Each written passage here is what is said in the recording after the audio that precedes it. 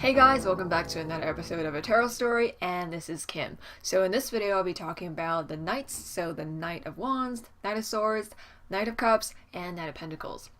So how I'm going to do this is I'm just going to talk about the court cards again, because I wanted to add a few things since my last video about the pages, and then I'm going to talk about the Knight class and what it represents, and also I'll be talking about the four Knights using the Dreaming Way Tarot, again, just like the pages. Okay, so for court cards, I know in the last video I mentioned that court cards are sort of like personas or attitudes. So I think the keyword I picked was the word attitude. They're like attitudes we embody, attitudes we tap into, and it's just how we sort of project ourselves forward in certain situations or in specific relationships. So we would have a kind of project a different kind of attitude depending on who we're with or what we are faced with. So I thought about it for a second, and then I started thinking about the word persona. So I feel like I wanted to just talk about that word for a bit. So usually we say court cards are like personas, and that's absolutely true because court cards are like people. They're not really like a cohesive archetype. I guess in a way they are, but I feel like it's, like I said, it's very different from the major arcana and the minor arcana. They're more human, right? They're more human and they have their flaws, they have their strengths. So instead of treating them like an archetype in a reading, I feel like it's maybe more helpful if you treat them as somebody who showed up for a conversation, and depending on the situation, they might be in a bad mood, they might be in good mood, they might be displaying more of their shadow aspects, or they might be displaying more of their light aspects. Oh my god! Where was I? Before I was rudely interrupted. Okay, personas of court cards. So that is actually another good keyword for court cards, because if you think about it, court cards are really how the court cards are like personifications of the elements. They're what the elements or combination of elements, how they would act, what they would say, what they would do, what they would want when they're personified into a character, into a personality. So I just wanted to add that. Persona is another really good keyword because, it ties into the fact that court cards are like people. So persona, attitudes, court cards, and yeah. So that's it for court cards. So when it comes to the Knight class, so I keep saying so, pages are, in a way, they're like a seed in the earth. They're growing, they are experimenting with different identities, they're sort of looking for who they are, they're still in the process of becoming. So the Knight class is the same way. It's also, these Knights are also in the process of becoming, but they're much more sure of themselves. They sort of have a better idea of who they are, they have sort of explored their identity, they have had a firmer foundation of their identity, and this is when the element, or the combination of elements, this is when they seek to express themselves. This is when they seek to make themselves known. And when you think about the Knight class, it makes sense because the Knights are about questing. They're about action. So in this video, I'll be talking about the Knights as the element of air. I know in some decks, Knights are represented by the element of fire, but I'll be talking about the element of air. So yeah, Knights are about conquest. They're about action. They're about seeking to sort of spread their ideals, because when you think about Knights, you think about chivalry, and chivalry is a structured or a system or like a code of conduct that the Knights follow because that's who they are, that's part of their identity. So yeah, so the Knight class is about expressing who they are, really expressing their ideals and who they think they are, what they think they expressing their desires in a really visible way, and also through their actions. So I feel like that's the key thing here. So Knight class, they are the elements seeking to be known, seeking to express themselves in a really clear and powerful way through action or speech. Okay, so now I've talked about the Knights as a whole, let's talk about the individual Knights because they're all very interesting. So let's start with the Knight of Wands. So it was funny, when I was brainstorming for the Knight of Wands, I keep thinking that the Knight of Wands is sort of like a Latin lover because, he's all about passion and he's all about the chase and he's very flirty, but we'll get to that in a second. So Knight of Wands, he is the fire of air. So it's fire seeking to express itself through action and speech. So Nine of Wands, as you can see, I really like the depiction on the Dreaming Way Tarot. You see the knight is sort of looking away. He's not really looking forward. He's not really looking at where he's going. And nor does he care. He doesn't really care where he's headed. What really gives him that drive and passion is the passion itself. He likes to chase. So the reason that he quests is because he loves to quest. He loves to go on a quest. He loves action. He loves to pursue passion as an end in itself. You know, it doesn't really matter where he ends up, as long as he's feeling that adrenaline, as long as he's going through the motion, he's feeling driven, he's feeling passionate. That's sort of his goal. He doesn't have to end up in a specific place. It's the experience or the journey that matters to him. So, in addition to that, Knight of Wands is also in love with the pursuit of power.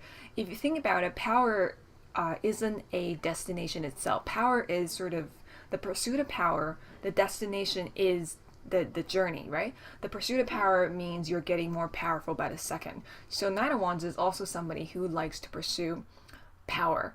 You know, just that sheer power and the sort of the gain, like the more power that you gain by pursuing more power, because that seems to be like a natural consequence of pursuing power. So that's the Knight of Wands. And like all the people from the Fire Clan or from the Suit of Wands or the court cards from the Suit of Wands, Knight of Wands isn't very committal, you know, because he loves to chase. He wants to move from one thing to the next. He loves to chase. So he doesn't want to settle. He doesn't want to you know, and he won't be happy about where he ends up. He's not going to be like, okay, I've got here now. This is what I want, and this is who I want to be, and I'm done. He's always about that chase, because that's who he is. So he'll always be moving forward. He'll always be looking for something to ignite his passion. So yeah, that's why I was saying that he's kind of like a Latin lover, not to stereotype. I'm pretty sure like some Latin lovers are super committed in their relationships, but you know, just kind of the stereotypical portrayal in Hollywood movies. They're really flirty, they're really sweet, they really know how to push your buttons, and yeah, like they're very sensual, right? They're really passionate. He's probably the guy you're going to want to stand with. So yeah, that's the Knight of Wands. He's all about the passion, all about the pursuit, all about the chase. Alright, so when it comes to the Knight of Swords is all about ideas. It's all about the bigger ideas, the system of thinking or the school of thought that he's part of, because he fights or he quests to express his truth. So sometimes he can be a little bit emotionally removed or emotionally attached from his decision making, because he relies on his logic. So to him, like, the world is very black and white. It's either this or that. It's either something agrees with him, so it's something that he should do, or it's just something that completely disagrees with him and it's something that he shouldn't do or that he should oppose. So that's who he is. He rides to realize that idea, to express those ideas, and those ideas are bigger than him. You know, he fights. That's why he fights for justice. He fights for peace, or he fights for that idea of something better, the idea that's bigger than himself. So he wants to be that agent, the agent of his ideas. He wants to quest for something bigger. You know, he's part of this, you know, just part of this bigger story, you know, and he wants to express that story through his actions and through his individual actions. So by expressing his own voice this way, he's sort of also expressing this ideal to the people that he meets. So yeah, and he's also the heir of heirs, so without a doubt, he's very fast, very quick thinking, and like I said before, he's very black and white. So he's very quick to judge sometimes. He's really quick to sort of want like he very often wants to assert himself like really fast. If you're engaged with a conversation with him, if you disagree with him, I think it's hard not to get into an argument with this guy, because he loves a good debate. He loves to express himself and sort of engage in intellectual discussions. So I think if he's mature enough, you know, he's like he's really polite. You can have a really, really great debate with him. I think you will learn a lot from the Knight of Swords, and you will get a lot of sort of new ideas and perspectives from him. But since he's always so impatient and just so quick to judge and quick to jump into a conclusion, it's easy for him to sort of fall to the dark side, because if he's fighting for the wrong side, and he is a force to be reckoned with, because he can get so warped by what he believes in, because that's what he wants to uphold. So I feel like he's a very interesting knight. He's a very interesting character, and he's very extreme as well. So this extreme can be used for good, or it could be used for bad. And so yeah, that is the Knight of Swords. Alright, and next we got everybody's favorite. We have the Knight of Cups. So he is the lover boy who wears his heart on his sleeve. So Knight of Cups, he pursues the heart. He seeks to express his feelings and his emotions, his poetry, his lyrics, and his songs. He just wants to sing, and then he just wants to sort of give the gift of poetry. He gives the gift of himself, because he's all about love. He loves to feel loved and validated. He wants to have his feelings validated. He wants to have his heart validated. So he's very sensitive. He's very imaginative, and everything he does, everything he says, and everything that his speech and his action, he does in the name of love. He does it so that he could be happy. He does it so that the person he loves will be happy.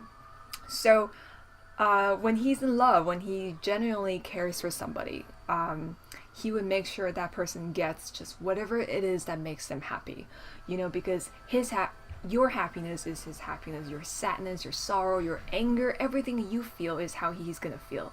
So in a way, you are sort of like, he would treat the things or the people he loves as a part of himself. He takes everything so personally. And I think the light side of this, or the light aspect of this, is that he feels so deeply. The world is so colorful, and it's just so many, just all the colors on the spectrum he feels. His world is just so much richer and more vivid than the other knights. On the downside is that because he experiences all the colors, he experiences all the dark colors too, so he tends to overthink, overfeels. He can be very over dramatic and tragic and overly sensitivity, or sometimes he even throws a tantrum. He could also be a little bit narcissistic when it gets to that, because he's just so sort of drowned in his own emotions, and sometimes it could be hard for him to, really navigate through that. So yeah, Knight of Cups. Okay, so last but not least, we got the Nine of Pentacles, and someone is vacuuming, and oh my god, I swear my little brother knows I'm filming, but he's just like trolling me every second that he gets. So Nine of Pentacles, he is, I feel like all the people, the court cards from the Pentacle, the Suit of Pentacles, they're all very mature, they're very grounded, they're very responsible, so they sort of they have all the traits of a conventional adult, or what an adult should behave like, being responsible and practical and considerate and all kinds of things. So Knight of Pentacles, I feel like his motto would be like, slow and steady wins the race. He is very like the Page of Pentacles. He has got great attention to detail. So for him, he's the kind of guy who would set goals, reviews those goals, and then reflects on those goals, experiments with different ways of doing things to figure out what's the best way for him, and then he keeps going. So he has a lot of long-term plans. So he's the type of guy who, like, by the age of 15, he'll figure out, okay, by the age of 20, I'm going to go to school, and then I'm going to get a job at so-and-so company, I'm going to get this promotion at this age, I'm going to get this next promotion by this age, I'm going to get a house, I'm going to get a car, I'm going to get married, and I'm going to have how many kids. So he has all his life figured out. He has his entire timeline drafted out, and usually the things that he sort of put on his timeline, he'll have very good reasons for them. So he likes to know every single detail. He likes to know how everything would turn out, and then how everything would have he wants everything to have meaning, to have a real reason for engaging in that exchange. Say like putting in his effort or time to sort of get the results that he wants. And so on the bright side, this makes him very focused. It makes him very steadfast, very resilient, very hardworking. On the dark side, when his shadow kind of takes over, he will be very businesslike in a very negative way. Just anybody he comes across, or anything that he does will be for his own benefit. So if he doesn't really tap into his other elements, or he doesn't really tap into you know, keeps his character in balance, or try to, you know, just be considerate of all things, but not to the extreme degree, he will become very selfish, and he will just become very hard to work with, very stubborn, and he just won't listen to you and does not want to change at all. And sometimes that will lead him to a dead end, and which can be very dangerous, because something like that, something, because he's very inflexible in a way, something like that would really, really kill him, would really shake, you know, tear his world apart. So if you have like a really strong Nine of Pentacles in you, and then it's sort of tipping towards the shadow side, better be careful. Make sure you're tapping into the your other strengths as well, to make sure you're flexible. So yeah, these are the 4 nights, and I hope you enjoy them. And is there anything else I want to say? No, I think that's it.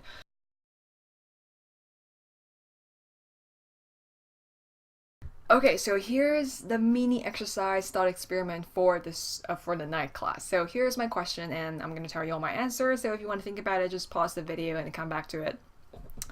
So if the knights go to war, so obvious, right? So if the knights go to war, what would they be fighting for? So why would they join a war in the first place? Yeah, so what would they be fighting for?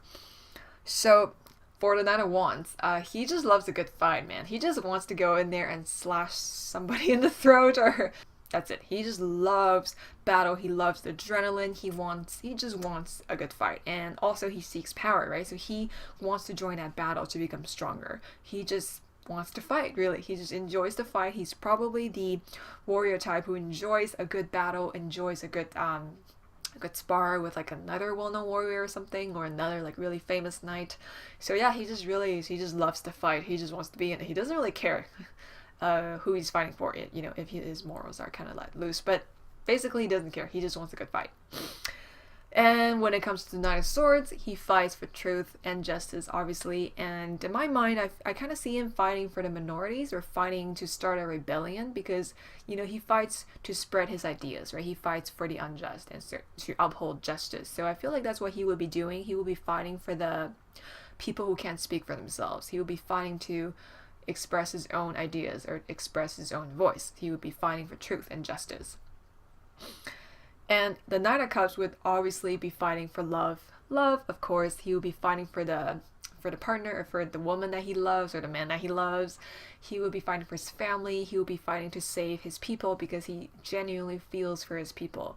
So, you know, he would probably be fighting to slay the dragon to save the princess, or he will be fighting because he has no choice, because he wants to protect the people that he loves. So I feel like Nine of Cups is an easy one. And then when it comes to the Nine of Pentacles, well, he joins the fight because he has to.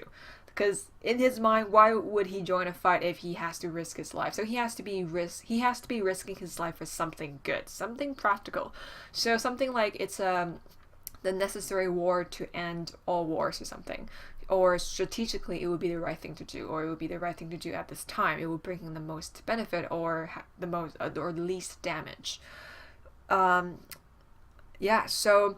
And I feel like another interesting aspect of Nine of Pentacles is I feel like he will want to fight so he could be remembered by his people, or he would do it for his community. He would do it for his society, because I feel like the Earth Clan, the court cards, you know, the Earth energy, it's very community oriented. It's about history and tradition. So I feel like the Nine of Pentacles might want to fight so that his community will recognize his worth. So he would have a place in his society, a place in his community, inside his people's hearts. So like his name would go down in history, kind of thing. So I feel like Nine of Pentacles might make that choice, because, you know, he's all about the long term, right? If he decides that his individual existence isn't worth it until it's recognized, that he might enter a war so that he would sort of leave his name in history or something.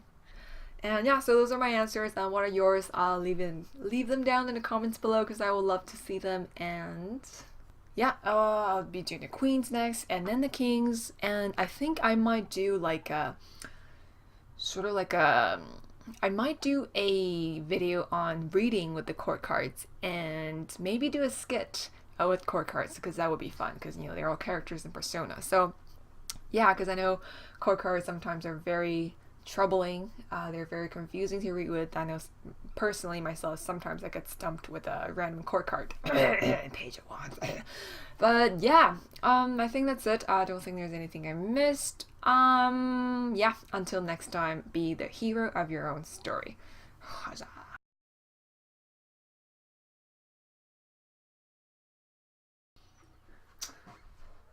Oh my god!